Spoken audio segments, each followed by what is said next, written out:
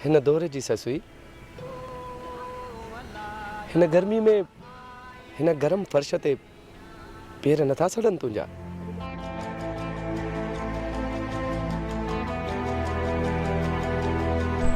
इश्क जी गर्मी के सिज जी गर्मी छा कंदी?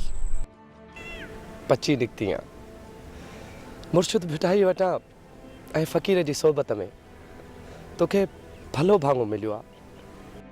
हाँ, बस हाणे खिलवत ऐं जलवत में सिर्फ उन जो ही तस्वुर आहे।